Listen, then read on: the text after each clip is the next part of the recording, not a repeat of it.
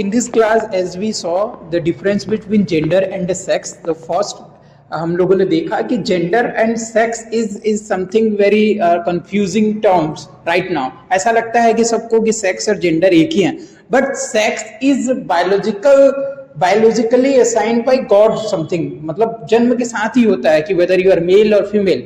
On the other hand अगर हम gender की बात करते हैं तो gender is something constructed by the society कि आप वुमेन है, मैन है. This is something constructed by the society itself, as you can see the socially and culturally constructed role, behaviour, expectation and identities assigned to men और women by this society. So these two are two different things. And then as we saw this one, the gynocriticism. The gynocriticism is a concept, or we can say the literary theory given by Ellen Showalter. So just we need to remember that this work, the concept is given in her work, a literature of their own, and this publication here is very important, very important, 1977. So keep it in mind. Then we saw the body politics. This term is associated with Michael Foucault, and it mainly talk about how human is regulated by the politics.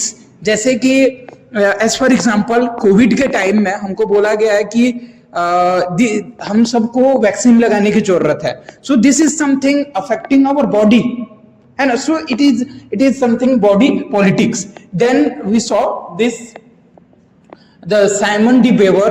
Simon de Beauvoir is a existential feminist who was mainly influenced by French philosopher Jean-Paul Sartre. Jean-Paul Sartre gave existential philosophy. So this is something existential feminist. तो ये existential feminist होती हैं और ये बात करती हैं कि कैसे one is not born but rather become a women. मतलब महिलाएं हमेशा शुरू से एक वुमेन नहीं होती हैं, बल्कि इनको समाज बना देता है. So please keep this quote in your mind. This is very important for your exam point of view, particularly UGC NET exam. And then this Kate Millett, 1970. So you have to remember the publication year. This is very important. 1970, 1970. ये एक radical feminist writer हैं, ये हमारी cat millet. इनका कहना होता है कि ये जो पेट्रियार्की है, the relationship between man and the woman, where the male is always maintained dominance through the social structures, मतलब through the I should say through the social political and the literature structures. तो इस तरीके से इनका कहना था कि कई सारी संस्थाओं के माध्यम से, राजनीति के माध्यम से कैसे पॉलिटिक्स करके हमारे फीमेल को डोमिनेंस किया जाता है ना, मेल के द्वारा. तो ये कुल मिलाकर के ये था केट मिलेट का. तो we have to just remember, just quickly revise all these things.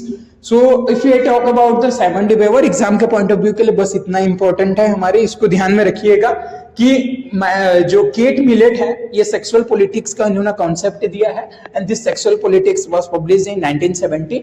Then second the Simone de Beauvoir, जिन्होंने कहा है कि वुमेन एज अदर्स, ऐसा इंटरप्रेट किया है उन्होंने, और उनका जो इंपॉर्टेंट वर्क है द सेकंड सेक्स, जो कि 1949 में पब्लिश हुआ था. So these two things. Third important thing that we saw today, जो हम लोगों ने देखा कि एलन शोवाल्टर का gynocriticism, this term is given by Elaine Showalter. And फिर जूडिथ बटलर का है जेंडर परफॉर्मिटी. तो ये कंसेप्ट बस याद रखेंगे, हम इसको आने वाले क्लासेस में पढ़ेंगे.